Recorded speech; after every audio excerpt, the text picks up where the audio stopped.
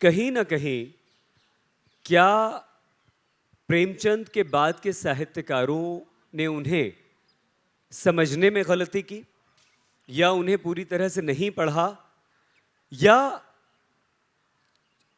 चित्रा जी ने कहा कि उन्होंने इतने बहुत सारे विषय दिए आपको, या कुछ ऐसे विषय थे जो हमने अपनी सुविधा के अनुसार प्रेमचंद को उनसे जोड़ा, उन्हें महान बनाया, उन्हें एक आदर्श बनाकर सामने प्रस्तुत किया और उसी लीक पर चलते रहे। सहमत हैं आप इससे, या आपके विचार कुछ और? सहमत हैं, आपकी इस बात से सहमत हैं। मैंने जहाँ चित्रा जी ने अपनी बात जहाँ आके समाप्त की है वहीं से बात शुरू करना चाहता हूँ। एक बहुत अच्छी बात चित्रा जी ने कही कि प्रेमचंद एक समग्रता के लेखक हैं, समग्र भारतीय जीवन के लेखक हैं। आप देखें तो जिस समय प्रेमचंद हिंदी कहानी में या उपन्यास में आते हैं, अभी ये दोनों ही विधाएं बिल्कुल नई विधाएं थीं। और उपन्यास को, जैसा कि हम जानते हैं कि जहां उपन्यास का जन्म हुआ जिन देशों में, तो इसे मध्यवर्ग के महाकाव्य के रूप में परिभाषित किया गया। लेकिन हिंदुस्तान में आने के बाद उपन्यास अभी अपनी शक्ल ले रहा था, और जो आरंभिक हिंदी के बहुत सारे उपन्यास हैं जिनको कि मध्यवर्ग के महाकाव्य के रूप में लिखने की कोशिश की गई, लेकिन वो असफल सिद्ध हुए। अचानक हिंदी में प्रेमचंद आते हैं और प्रेमचंद उपन्यास की परिभाषा को बदल देते हैं, कहानी की परिभाषा को बदल देते हैं। और हम लोग भारत के बारे में ये किताबों में पढ़ते रहते हैं, बचपन से हमने ये सुना है और पढ़ा है कि ये कृषि प्रधान देश है। लेकिन भारत एक कृषि प्रधान देश है, इसकी मुकम्मल जानकारी हमको प्रेमचंद के साहित्य से मिलती है। मैं कहना ये चाहता हूँ कि प्रेमचंद ने उपन्यास को मध्यवर्ग के महाकाव्य के बजाय किसानों के जीवन के महाकाव्य के रूप में चित्रित किया, अपने उपन्यासों में भी और अपनी कहानियों में भी। इसके साथ ही किसान जीवन से जुड़ी हुई, जो चित्रा जी कह रही थी कि मुकम्मल जीवन के कथाकार हैं, स्त्री समस्या को आज पिछले 3 दशकों से कम स्त्री लेखन की बात हो रही है।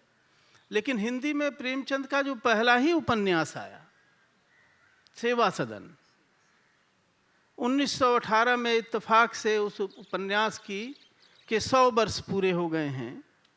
वो पहला ही उपन्यास स्त्री की समस्या से जुड़ा हुआ है।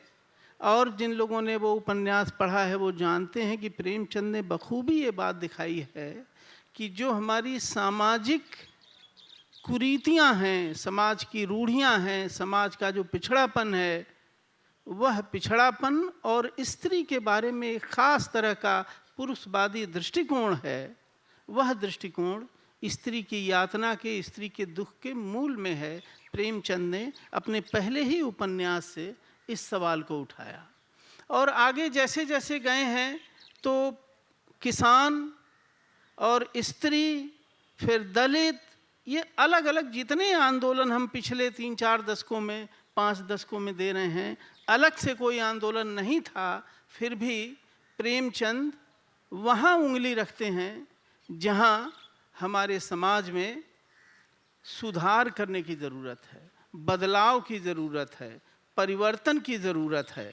इसलिए मुझे लगता है कि प्रेमचंद समग्र भारतीय जीवन के लेखक हैं। यह ज़रूर आपने जो सवाल उठाया कि आलोचना में ऐसा होता रहा है कि कोई अपनी सुविधा से किसी कहानी को उठा लेता है, किसी चरित्र को उठा लेता है और अपने हिसाब से, अपने विचार के हिसाब से, अपनी सोच के हिसाब से उसकी व्याख्या करता है। बालक कहानी की बड़ी सुंदर व्याख्या चित्रा जी ने की। इस कहानी के बारे में भी एक प्रेमचंद के विशेषज्ञ ने कहीं लिखा कि साहब ये कहाँ से प्रेमचंद को मिल गया। प्रेमचंद ये बात कहाँ से कह रहे हैं। तो मैंने उनको याद दिलाया कि प्रेमचंद के समकालीन ही एक और लेखक है, और जो हिंदी में नहीं लिखता, जो भोजपुरी का लेखक है, भिखारी ठाकुर। भिखारी ठाकुर का एक नाटक है गबर घिचोर, और जो लाजिक बालक कहानी का वो लड़का वो प्रेमी देता है, वही पूरा का पूरा लाजिक भिखारी ठाकुर दे रहे हैं। प्रेमचंद तो मान लीजिए कि देश और दुनिया के साहित्य से परिचित थे, लेकिन भिखारी ठाकुर दुनिया के साहित्य से उनका कोई लेना देना नहीं था, लेकिन सहज बुद्धि जो थी, एक देशज बुद्धि जिसको कहते हैं, उस बुद्धि से एक जेंडर जस्टिस का एक लॉजिक डेवलप किया। तो जो बात भिखारी ठाकुर गबर घिचोर, उसमें यही बहस होती है। वो कमाने चला गया है और पता चलता है कि घर में बेटा हुआ है, और फिर बेटा जब बड़ा होता है तो वो लेने आ जाता है। तो वास्तव में वो बायोलॉजिकली वो जिसका बेटा है और जो उसकी पत्नी है, तीनों में बहस होती है कि ये बेटा किसका है। और क्या लॉजिक भिखारी ठाकुर ने दिया है, तो जैसे ये कहता है कि हमने बोया हुआ खेत खरीदा था, उसी तरह का लॉजिक वहाँ भी दिया जा रहा है। तो एक तो यह समझने की ज़रूरत है कि हमारी देशज प्रतिभाएं ऐसी थीं जिनमें समाज में मौजूद अन्याय के प्रति, समाज के में मौजूद एक पुरुष वर्चस्व वाली दृष्टि के प्रति एक आलोचनात्मक भाव था, और मानवीय ढंग से उसका समाधान करने की चिंता भी थी। प्रेमचंद के यहाँ वह चिंता बहुत सजग ढंग से, अच्छी तरह से दिखाई पड़ती है। सुंदर सर।